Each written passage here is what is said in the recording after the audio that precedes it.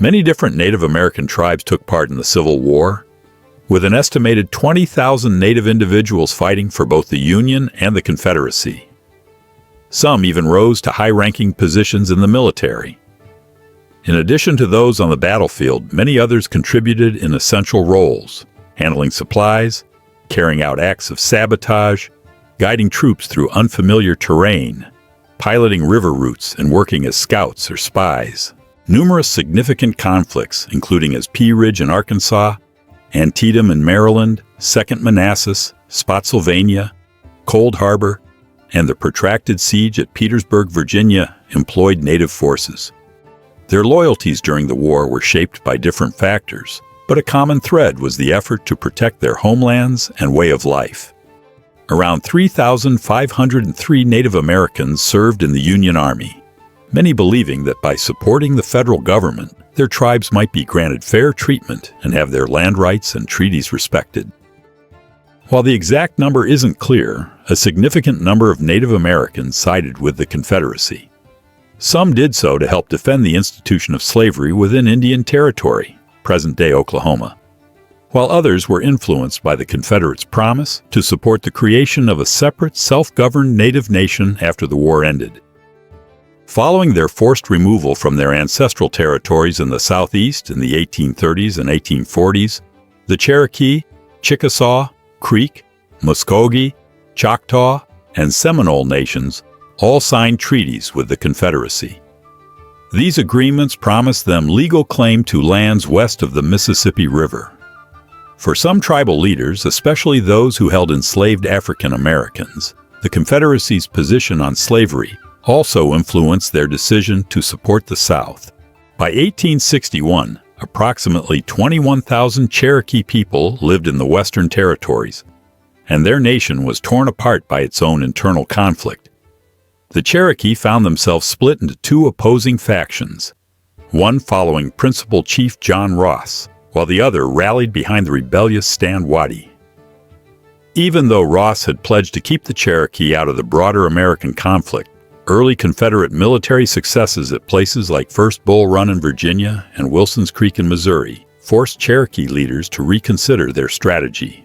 The federal government had essentially abandoned the Indian Territories when the war began, leaving the Cherokee surrounded by other Native American tribes that had already sided with the Confederacy.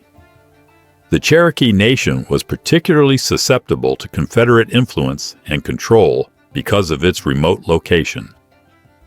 Stand Watie capitalized on this situation by accepting a colonel's commission in the Confederate military, where he was given command of a Cherokee battalion that would serve Southern interests throughout the conflict. On October 7, 1861, Chief Ross reluctantly put his signature on an agreement that shifted all Cherokee obligations from the United States government to the Confederate States. This treaty promised the Cherokee military protection, food supplies, livestock, tools, and various other necessities, plus representation in the Confederate Congress in Richmond. In return, the Cherokee agreed to provide 10 companies of cavalry soldiers and permit the Confederates to build military installations and transportation routes through Cherokee lands. The agreement included one crucial limitation. Cherokee forces would not be required to serve beyond the borders of Indian Territory. As a result of this agreement, Colonel John Drew became the commander of the 2nd Cherokee Mounted Rifles. In the meantime, U.S. Commissioner of Indian Affairs William Dole, in January 1862, directed Native American agents to promptly enlist all of the fighting men who were capable of fighting from their areas. This directive resulted in the formation of the 1st and 2nd Indian Home Guard units in Kansas, drawing warriors from multiple tribes including the Delaware, Creek, Seminole, Kickapoo, Seneca, Osage, Shawnee, Choctaw, and Chickasaw peoples. After the fighting at Pea Ridge, Arkansas concluded on March 7th and 8th, 1862, Colonel John Drew's Cherokee cavalry unit switched sides and joined Union forces in Kansas, where they became part of the Indian Home Guard Regiment. During the summer of 1862, Union soldiers captured Chief John Ross, who was released on parole and relocated to Washington, D.C. and Philadelphia, Pennsylvania, for the duration of the war. From these locations, Ross publicly declared Cherokee allegiance to the United States. With Ross's removal from Cherokee territory, Colonel Stand Watie assumed leadership as principal chief of the Cherokee Nation. He promptly mandated that all Cherokee men between the ages of 18 and 50 enlist in the Confederate service. Watie had earned a reputation as a bold cavalry commander with exceptional skills in irregular warfare tactics. On October 23 to 24, 1862, a coalition of Delaware, Shawnee, Osage, and other tribal warriors launched an assault on the Wichita Agency in Oklahoma. This raid, later called the Tonkawa Massacre and viewed as a significant Union triumph, resulted in Native American cavalry killing 5 Confederate officials, capturing the Confederate flag, seizing $1,200 in Confederate money and 100 horses, while destroying official documents and burning down the agency structures. The attack also claimed the life of Confederate Indian agent Matthew Leeper and several other white officials stationed at the facility. In May 1864, Colonel Stand Watie received a promotion to brigadier general and took command of the Indian Cavalry Brigade, which consisted of Cherokee, Creek, Osage, and Seminole warriors.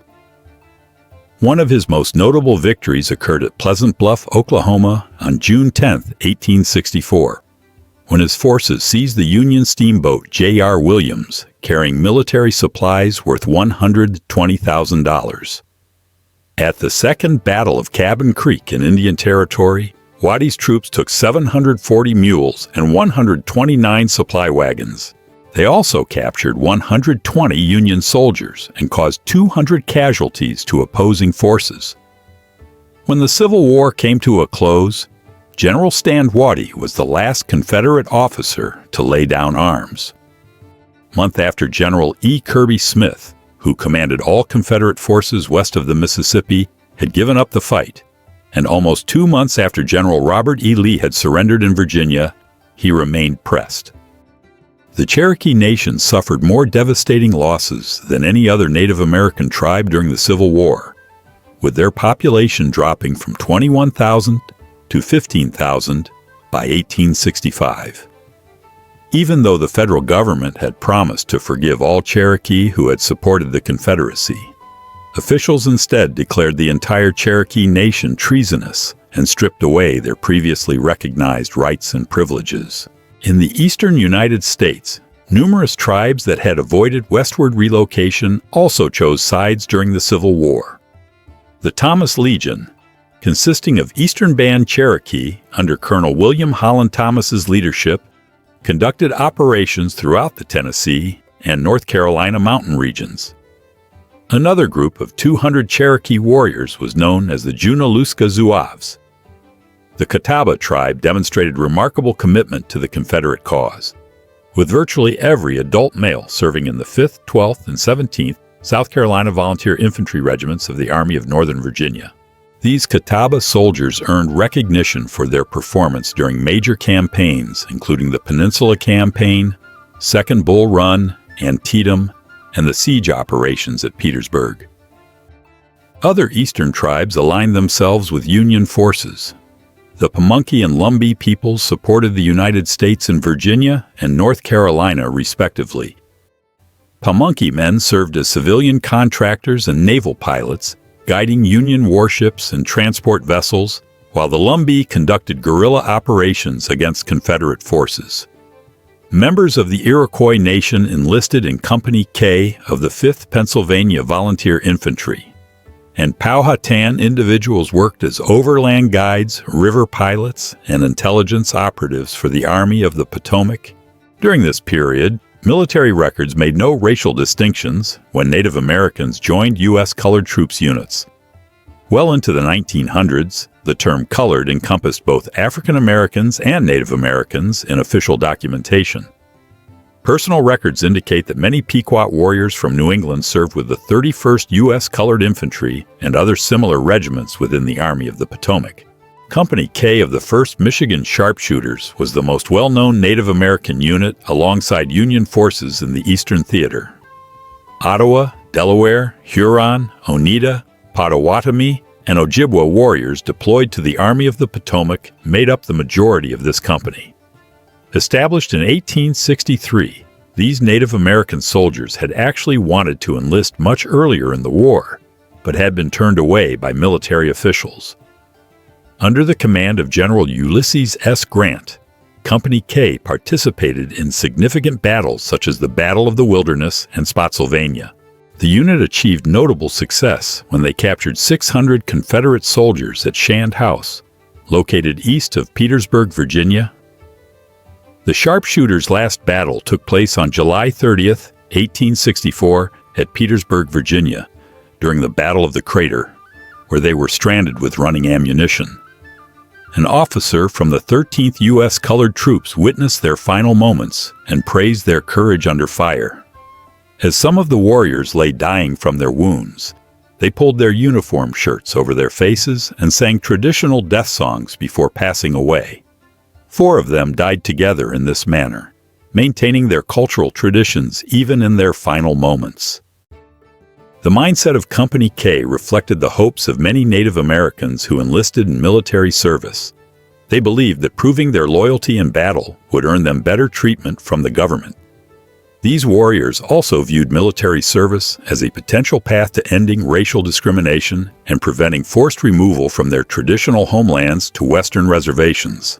Unfortunately, the United States government persisted with policies that displaced American Indians from their ancestral territories. Fighting from the continuing American Indian Wars sometimes overlapped with Civil War battles as westward expansion pressed forward, even while the Union and Confederacy were locked in conflict.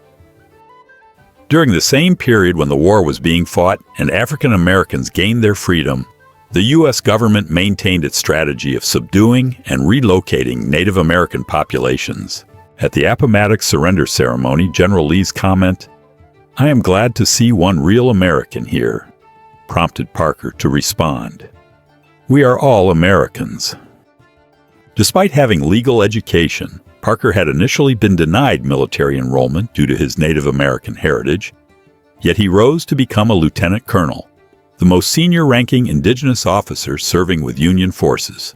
The conflict devastated Indigenous communities across the nation. Violence, hunger, and disease claimed the lives of 1/3 of all Cherokee and Seminole living in Indian Territory. Despite these enormous sacrifices, Native American tribes would learn that their ancestral lands faced even greater threats in the post-war period.